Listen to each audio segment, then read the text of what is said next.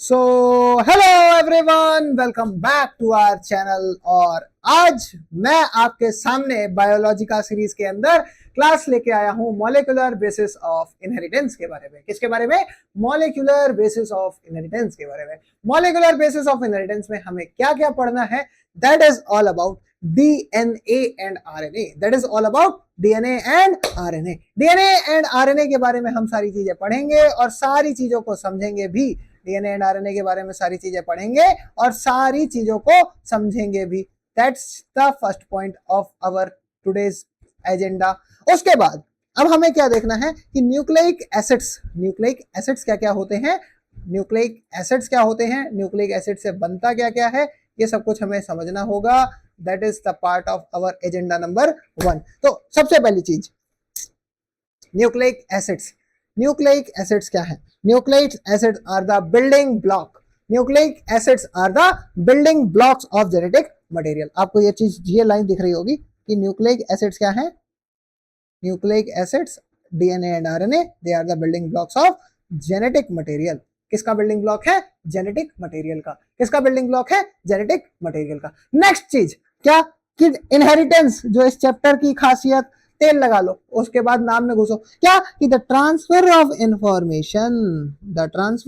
Information from parent to offspring. From parent to offspring, माता पिता से बच्चे के अंदर जेनेटिक इंफॉर्मेशन का ट्रांसफर ही कहलाता है इनहेरिटेंस। क्या कहलाता है? Inheritance. Now we are going to talk about DNA। किसके बारे में? इस चैप्टर की नींव रखने वाली चीज के बारे में बात करते हैं। That is DNA। DNA क्या है? DNA एक हेट्रोपॉलीमर है। हेट्रोपॉलीमर है। किसका हेट्रोपॉलीमर है?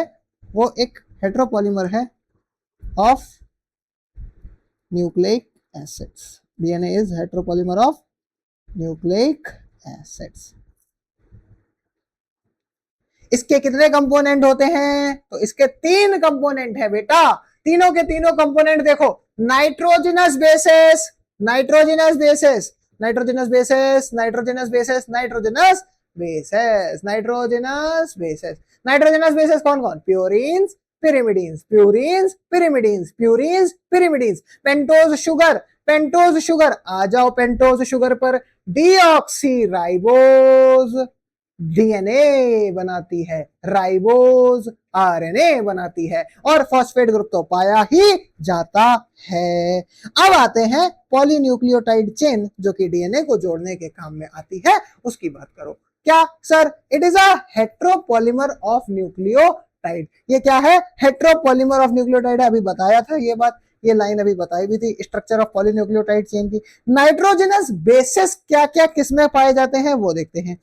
नाइट्रोजनस बेसिस DNA में, सर DNA में एडेनिन, ग्वानिन, साइटोसिन, थाइमिन, ये पाए जाते हैं। RNA में एडेनिन, ग्वानिन, साइटोसिन, यूरासिल, ये पाए जाते हैं।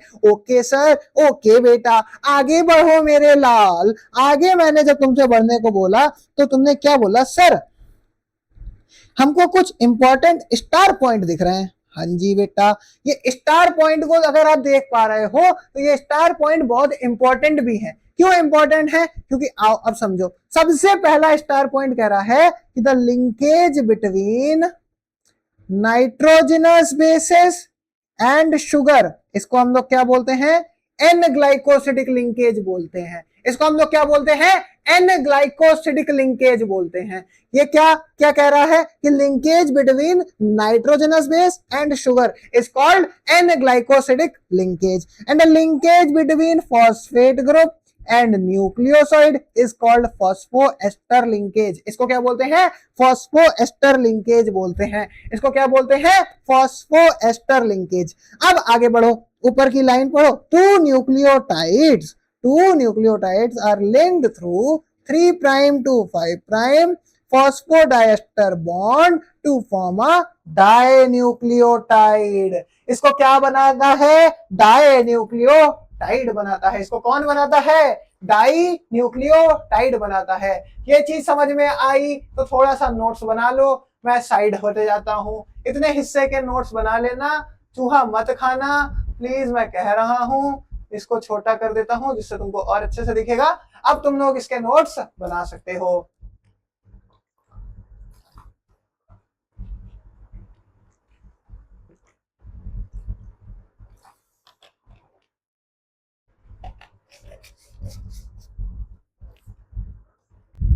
Okay, now we are moving to study about the DNA. Now हम लोग किसके बारे में बात करेंगे? The DNA, the structure of DNA. तो सबसे पहले गाथा सुनो स्ट्रक्चर ऑफ डीएनए की। तो structure of DNA, Friedrich Miescher नाम का एक इंसान था जिसने पहल करी कि डीएनए को डिस्कवर किया जाए।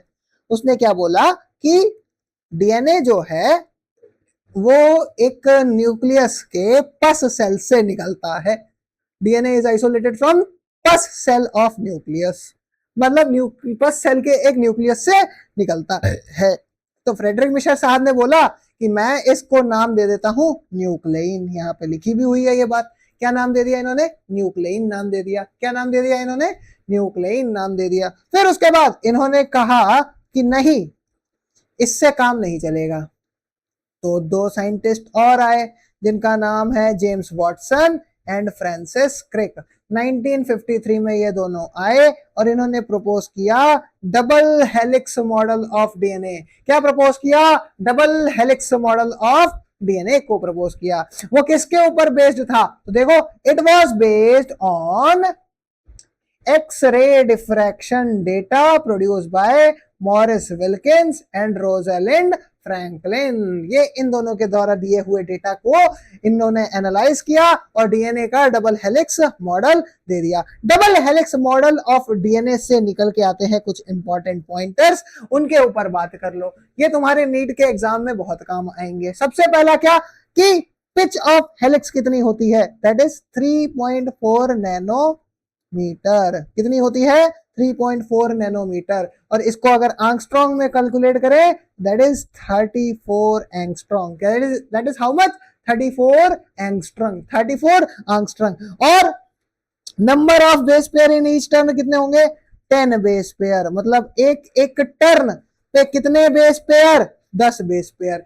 एक एक टर्न पर कितने बेस पेयर? 10 base pair. उसके बाद distance between two base pair कितनी है? 0.34 नैनोमीटर है। कितनी है? 0.34 नैनोमीटर है। The two chains of DNA have anti parallel polarity. क्या है? डीएनए की जो दो चेन होती हैं उनके बीच में एंटी पोलैरिटी होती है, एंटी पैरेलल पोलैरिटी होती है। इस तरीके से देखो, ये रहा डीएनए, इस तरीके से बनेगा। एंटी पैरेलल पोलैरिटी, इसी को बोलते हैं एंटी पैरेलल पोलैरिटी। उसके बाद एक चेन जो होगी वो 5 प्राइम टू 3 प्राइम होगी, दूसरी चेन जो होगी वो 3 प्राइम टू 5 प्राइम होगी। ये बात मैंने तुमको बता दी। आगे की अब हम लोग बात करने जा रहे हैं, that is about packaging of DNA. That is about packaging of DNA. DNA की पैकेजिंग के ऊपर बेस्ड होने वाली है अब वो बात। So now the topic is packaging of DNA. So the topic of interest is packaging of DNA.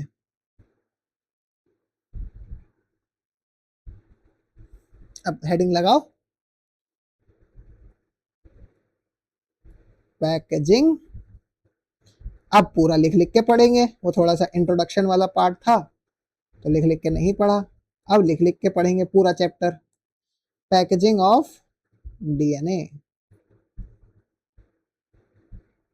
अब डीएनए पैकेजिंग कैसे होती है वो समझते हैं, डीएनए पैकेजिंग में क्या होता है वो समझते हैं। तो the packaging of DNA is in, इसको हम लोग दो सेल्स के हिसाब से देखेंगे, सेल्स के हिसाब से क्वालिफाई करेंगे। किसके हिसाब से क्वालिफाई करेंगे? सेल्स के हिसाब से। किसके हिसाब से बेटा क्वालिफाई करा जाएगा? एक बार स्क्रीन चेक कर ले, कलर क्वालिटी वगैरह सब सही है? Yes, it's clear. तो हमें क्या देखना होगा? सेल्स। हम लोग किसके हिसाब से देखेंगे? सेल्स के हिसाब से। सेल्स के हिसाब से सबसे पहले जो हमें देखना होगा, that will be in prokaryotes.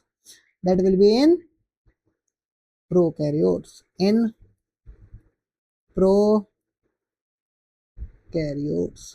किसमें देखेंगे अब हम लोग? प्रोकैरियोट्स में देखेंगे। तो प्रोकैरियोट्स में क्या देखेंगे? प्रोकैरियोट्स में देखेंगे that is the DNA is not, prokaryotes में जब तुम देखोगे तो तुम्हें समझ में आएगा क्या, क्या समझ में आएगा सर हमको? तो हमें तब ये समझ में आएगा that the DNA is not scattered. DNA is not scattered. DNA is not scattered throughout the cell. DNA is not scattered throughout the cell. पूरे सेल के अलाउंड डीएनए नहीं फैला हुआ है। डीएनए जो है वो पूरे सेल के अलाउंड नहीं फैला हुआ है। पहली चीज, the DNA is not scattered throughout the cell. उसके बाद अगला point, DNA is negatively charged. DNA कैसा होगा? डीएनए होगा बेटा नेगेटिवली चार्ज्ड। डीएनए कैसा होगा? नेगेटिवली चार्ज्ड होगा। ये चीज समझ में आई? और इसका नेगेटिवली चार्ज होने की वजह से क्या, डीएनए नेगेटिवली चार्ज होने की वजह से कुछ प्रोटीन्स के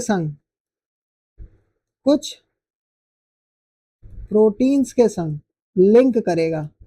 किसके संग लिंक करेगा? प्रोटीन्स के संग लिंक करेगा। और वो प्रोटीन्स जो होंगे are positive in nature, are positive in nature. Nature में कैसे होंगे? पॉजिटिव होंगे। और इससे हमें क्या बनेगा? दे टुगेदर फॉर्म अ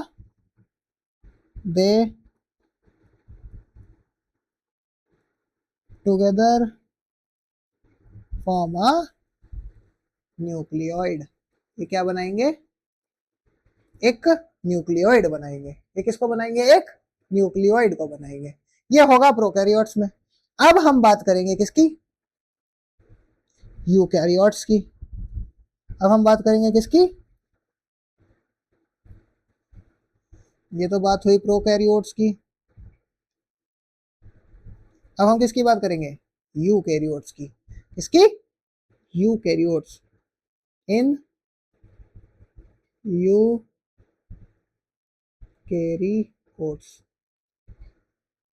तो यूकैरियोट्स में क्या होता है? यूकैरियोट्स में प्रोटीन्स तो होते हैं और उनका नाम होता है हिस्टोन प्रोटीन। ऑप्शन पूछा गया था, नीट 2024 का क्वेश्चन था, which proteins bound with DNA molecule. तो वो कौन से प्रोटीन मॉलिक्यूल्स होते हैं? Histone proteins. In eukaryotes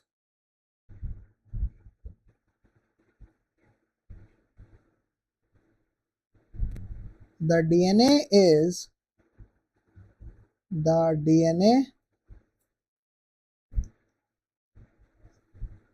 is binded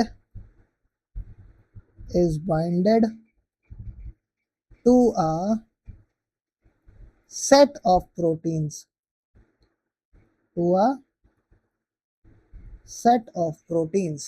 किसके साथ बाइंडेड है? सेट ऑफ प्रोटीन्स के साथ। किसके साथ बाइंडेड है? सेट ऑफ प्रोटीन्स के साथ। और इसको हम लोग क्या बोलते हैं? वो प्रोटीन्स है कैसे? पॉजिटिव। और इन प्रोटीन्स को हम लोग क्या बोलते हैं? Histone proteins. इन प्रोटीन्स को क्या बोलते हैं? हिस्टोन प्रोटीन्स बोल देते हैं। इन प्रोटीन्स को क्या बोल देते हैं? हिस्टोन प्रोटीन्स बोल देते हैं। ठीक है, इन प्रोटीन्स को क्या बोल देंगे? हिस्टोन प्रोटीन्स बोल देंगे। इन प्रोटीन्स को क्या बोलेंगे? हिस्टोन प्रोटीन्स बोलेंगे। अब जैसे कि हमें पता है कि हिस्टोन के पास पॉजिटिव नेचर है, तो उसी को लेके थोड़ी सी बात एनसीईआरटी कहती है क्या, कि that histones are rich stones are rich in stones are rich in positive charge. Stones are rich in positive charge. Stones are rich in positive charge. तो स्टोन्स क्या है? पॉजिटिव चार्ज में रिच हैं. Stones are rich in positive charge. अगली चीज हमें क्या देखनी है? अगली चीज हमें जाननी है कि इनके अंदर और क्या प्रेजेंट होता है. तो इनके अंदर और प्रेजेंट होते हैं some positively charged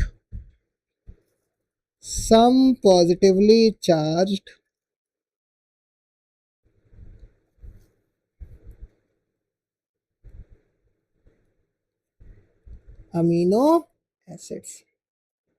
क्या प्रेजेंट होते हैं? सम पॉजिटिवली चार्ज अमीनो एसिड्स. और उन अमीनो एसिड्स का नाम क्या है? उन अमीनो एसिड्स का नाम है lysine and arginine. Lysine and arginines. Lysine and arginines. इनका नाम है लाइजीन एंड आर्जिनिन्स. ये चीज समझ में आई? अब 8 histone together forms uh 8 stones together form a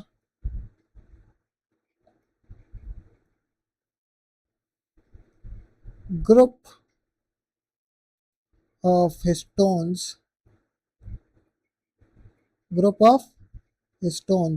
called, क्या बोलते हैं उसको? Stone octamer.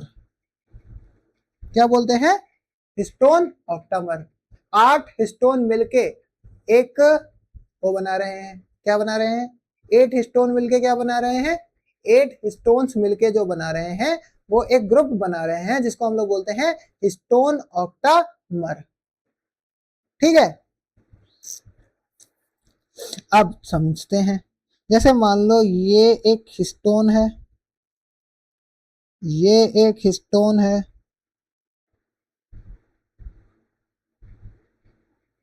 ये 2 हिस्टोन हो गए, ये एक हिस्टोन है, ठीक है, और ये एक हिस्टोन है. ठीक है. इन हिस्टोन के अराउंड डीएनए रैप्ड है. इस तरीके से डीएनए मॉलिक्यूल रैप्ड है.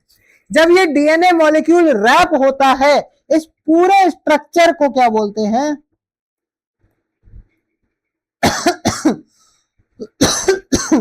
इस पूरे स्ट्रक्चर को बोलते हैं न्यूक्लियोसोम. इस पूरे स्ट्रक्चर को क्या बोलते हैं? न्यूक्लियोसोम बोलते हैं. इस पूरे स्ट्रक्चर को हमने क्या बोल दिया? न्यूक्लियोसोम. ये चीज समझ में आई? और एक न्यूक्लियोसोम कंटेन करता है, contains a amount of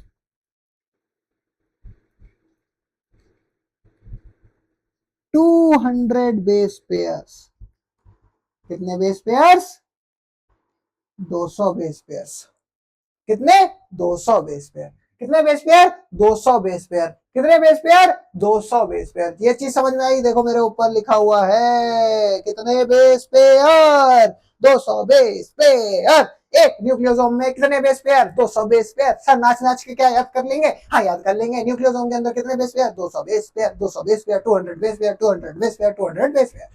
okay, now nucleosome क्या करता है आगे समझते हैं. न्यूक्लियोसोम कंस्टिट्यूट करता है, एक साथ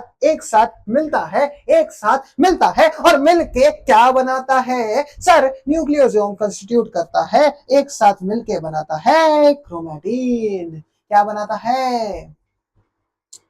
अगर एक साथ एक साथ एक साथ एक सॉरी एक दो तीन चार ऐसे ही बहुत सारे न्यूक्लियोसोम एक साथ इकट्ठे हो गए, एक साथ डीएनए को रैप कर लिया, एक साथ डीएनए को रैप कर लिया, अपने साथ रैप कर डाला, और रैप करके वो क्या बनाएंगे? दे टुगेदर फॉर्म दे टुगेदर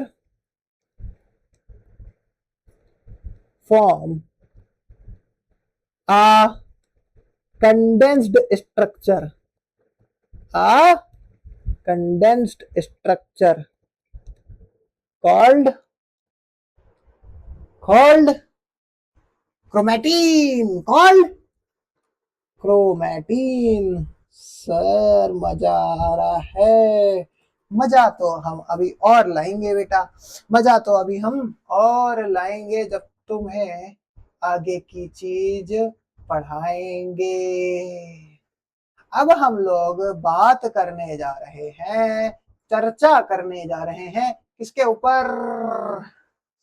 क्रोमेटिन के संग जब न्यूक्लियोसोम को अटैच किया जाता है, यहाँ पे ये जो क्रोमेटिन तुमने देखा, क्रोमेटिन के संग जब न्यूक्लियोसोम को अटैच किया जाता है तब एक चीज हो रही होती है, वो इस तरीके से लगती है जैसे कि बीड्स ऑन स्ट्रिंग हो। देखो ये दिख रहा है। तो इस पूरे क्रोमेटिन स्ट्रक्चर को साइंटिस्ट ने बोला the structure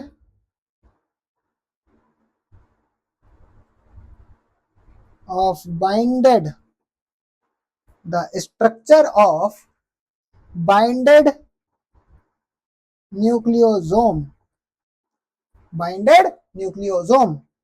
looks like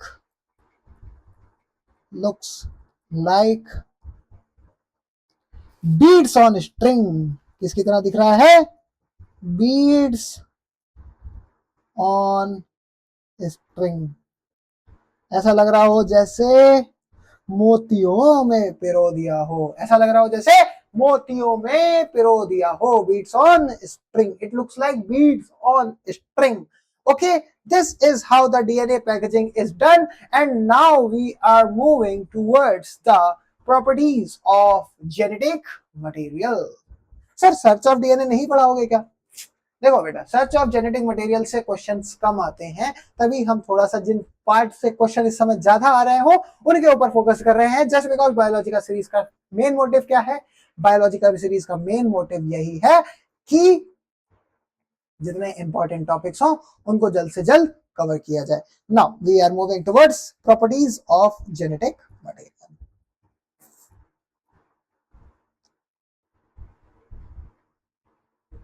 The properties of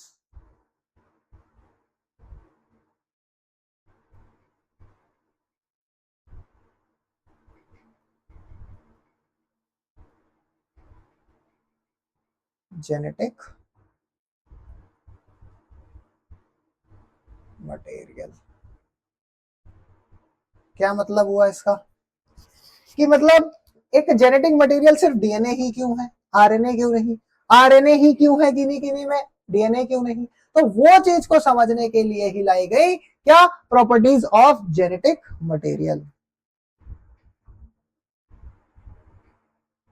उसके लिए क्या लाया गया? Properties of genetic material. सबसे पहला रूल्स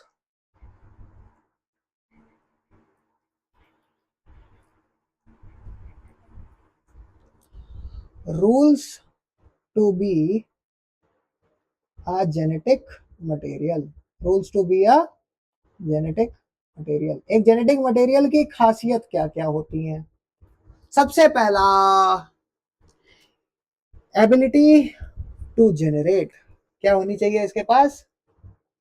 एबिलिटी टू रेप्लिकेट, या फिर बोल सकते हैं generate it's replica. Generates it replica. ठीक है, पहली चीज। दूसरी चीज जो पूछी जाती है या फिर कह सकते हैं कि होती है, that is chemical and structural, chemical and structural stability, chemical and structural stability. पहली चीज क्या कि ability to generate set replica, replica generate कर रहा है या नहीं। दूसरी चीज क्या क्या क्या क्या क्या कि स्ट्रक्चर की जो एबिलिटी है वो स्टेबल है या नहीं है, केमिकल है जो वो स्टेबल है या नहीं है, स्ट्रक्चर है जो वो स्टेबल है या नहीं है। अगली चीज ability to express Mendelian, ability to express Mendelian characters. किसको?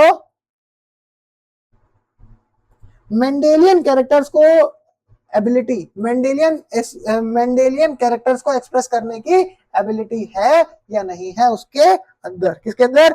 डीएनए या फिर आरएनए के अंदर। तो अब हम लोग डीएनए वर्सेस आरएनए कर लेते हैं। फटाफट से डीएनए वर्सेस आरएनए कर लो तो तुम्हें पता लग जाएगा। क्या? सबसे पहला ability to generate is replication. Replication कौन कर सकता है भाई साहब?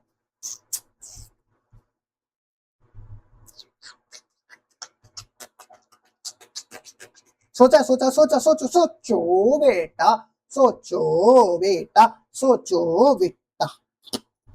Now we are moving to the next, DNA versus RNA,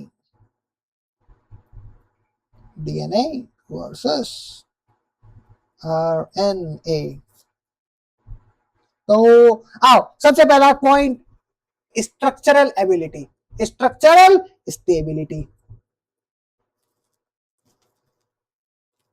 structural stability. अब जब तुमसे स्ट्रक्चरल स्टेबिलिटी की कोई बात करे तो जान लेना that is DNA is more stable than RNA. क्या sir? DNA is more stable than RNA. कैसे हुआ कैसे हुआ कैसे हुआ ये तो बताओ सर, कैसे हुआ कैसे हुआ? डीएनए आरएनए से स्टेबल कैसे हुआ? तो सबसे पहली बात कि डीएनए जो है वो डबल स्ट्रैंडेड है। डीएनए कैसा है? वो डबल स्ट्रैंडेड है। डीएनए अगर डबल स्ट्रैंडेड है तो फिर वो क्या करेंगे? मोर स्टेबिलिटी को शो करेंगे। DNA double stranded, RNA single stranded. Sir यहीं पर से point number 1 goes to DNA. Okay sir, no problem sir. RNA is unstable, तो वो आरएनए किस में पाया जाता है? वायरसेस में। DNA strands are complementary on heating the separates. Line पढ़ते हैं एनसीईआरटी की थोड़ी सी। क्या एनसीईआरटी की लाइन लिखती है कि DNA strands are what? DNA strands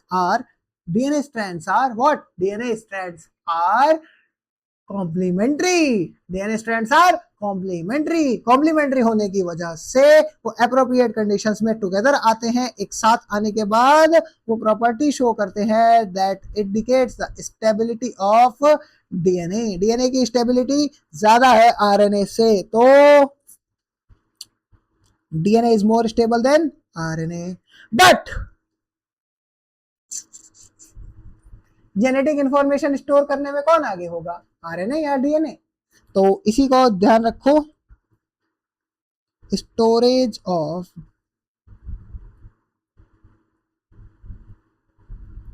genetic information किसकी अच्छी है? किसकी अच्छी है? किसकी अच्छी है? DNA is more good than RNA. But Here's a catch. That is, RNA is able to, RNA is good for transmission of genetic information.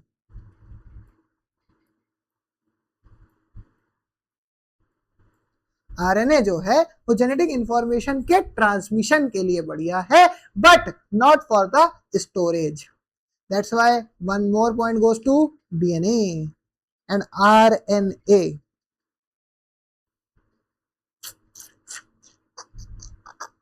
अब आरएनए को अगर रेप्लिकेशन के लिए डाला जाता है, if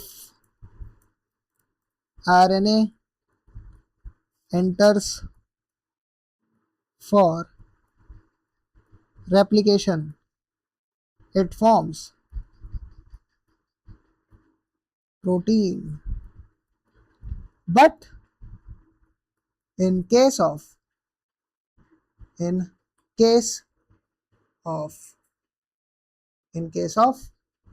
DNA, it forms RNA, then protein. So it's known as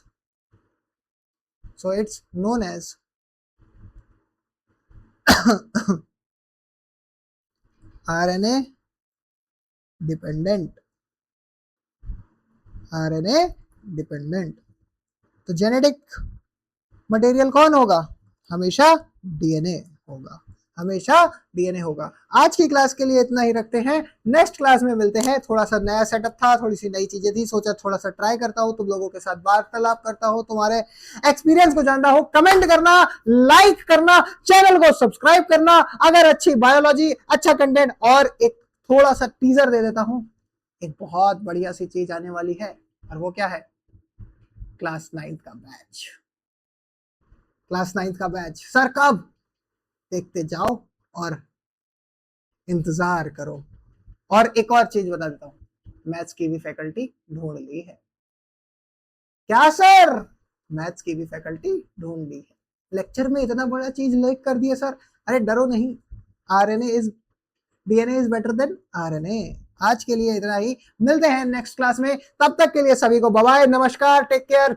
अपने माता पिता की इज्जत करो, अच्छे से पढ़ाई करो, नोट्स बनाओ, और मिलते हैं अगली क्लास में बायोलॉजी का सीरीज की.